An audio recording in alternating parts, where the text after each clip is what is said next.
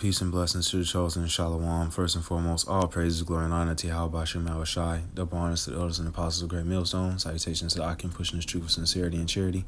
I'm the brother Allah, and I would just want to make a quick video.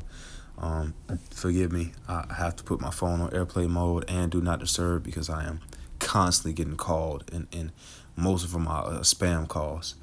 But the point of this video, which I'm trying to make short and simple, is that despite certain things, especially these days, times are getting very hard, and there's a lot of unforeseen, unprecedented events that are happening, and it's so much happening, you can't keep up with everything. You can't. And I just want to start off with Job 2:10. It says, "But he said unto her, Thou speakest as one of the foolish women speaketh. What? Shall we receive good at the hand of Yahweh, and shall we not receive evil? And all this did not Job sin with his lips." So in some sense, you don't want to blame it on the Lord, but you can say that the Lord is responsible. You can say that because shall we receive good and not also evil? It's essentially what Job is asking. So we gonna get it. You know, he caused it to rain on the just and unjust. And if you could just bear with me for a moment, I get it. Because he's balanced.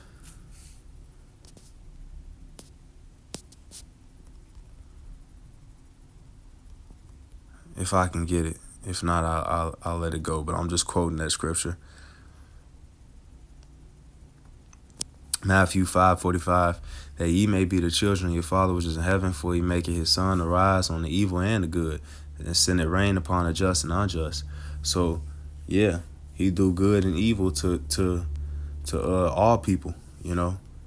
And because there's certain situations that happen, and then it's unforeseen, they're unprecedented, and things keep happening back to back to back to back, and you have to realize that this is the thing of you being challenged in your mind, and Satan wants to overthrow you in your judgment.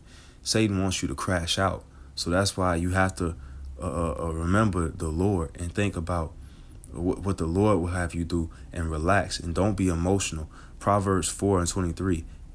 Keep thy heart with all diligence, for out of it are the issues of life, and your heart is your mind. The Lab, Hebrew word, Lab.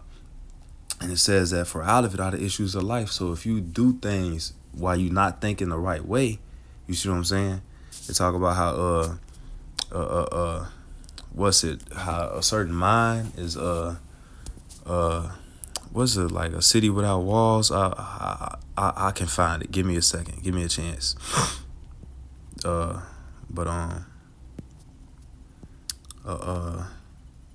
Is it unruly spirit? I think it is.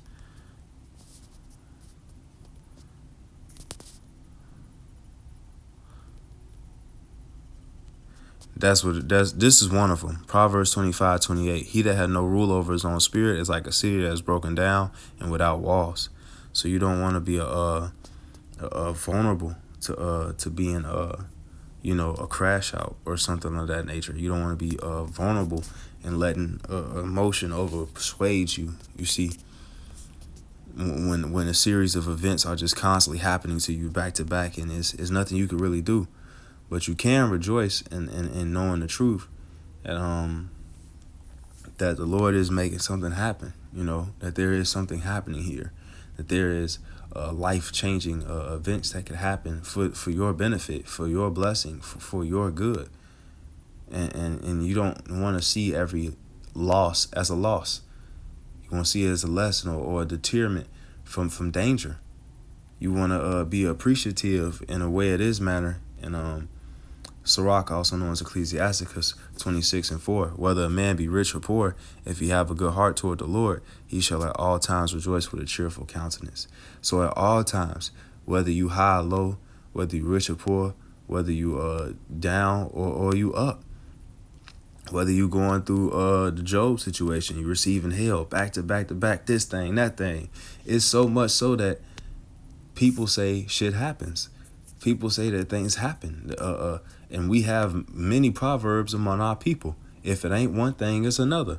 Can't win for losing. We have these proverbs for a reason, because we understand what it's like to catch hell back to back to back. Every time you look over, every time you look, something's just happening, bro. And there's nothing you could do about it.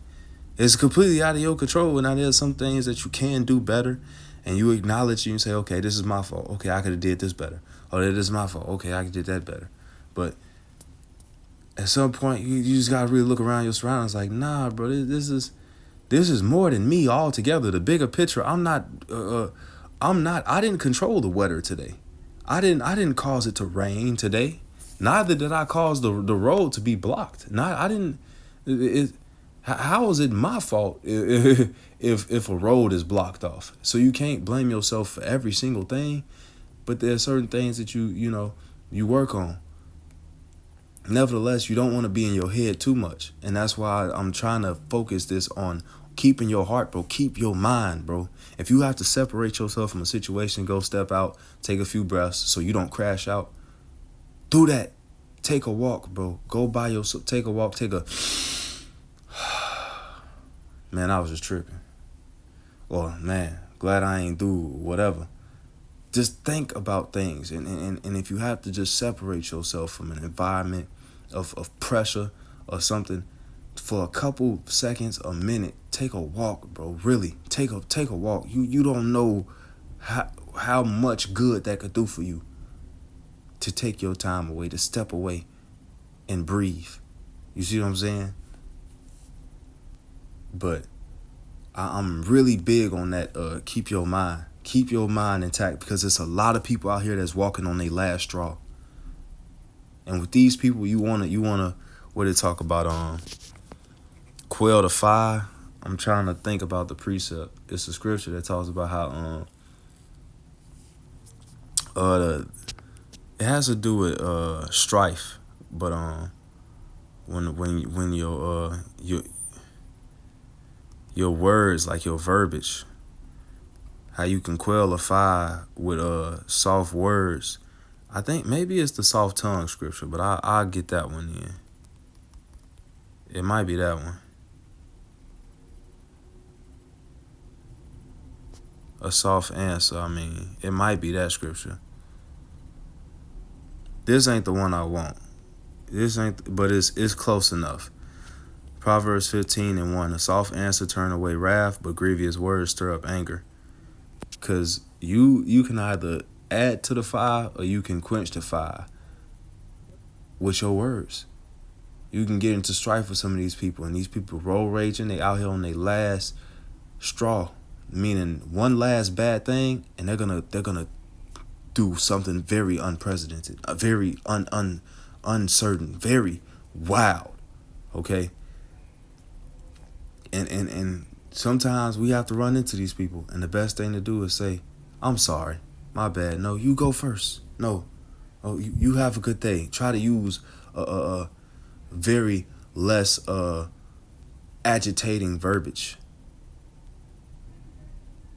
because when you're on the opposite end of that, and somebody is provoking you, and you sitting there in your mind like, this, excuse my American, this motherfucker don't know what I do to him. He think I really can't do. He think I won't. Okay. But you gotta, some people, they want you to crash out. So I'm just telling you on the both ends of that spectrum of dealing with somebody that's on their last straw, and when you being put in a predicament where a lot of shit is happening to you and somebody is actually antagonizing you to crash out. Oh, you gotta walk away, bro. You gotta walk away. You gotta, because they're trying to get an emotion out of you, bro. And you don't want to give them that. You know what I'm saying? But let me see. The scriptures that I quoted, I can't get them right now because I'm on airplane mode. I can't Google nothing, but I will try to put them in the description for you, the viewer. And it was two scriptures. It was talking about quelling a fire with words, and then it was another one. And it was another Proverbs about having rule over your spirit. But nevertheless, signing off with that. Hopefully it was edifying. Shalom.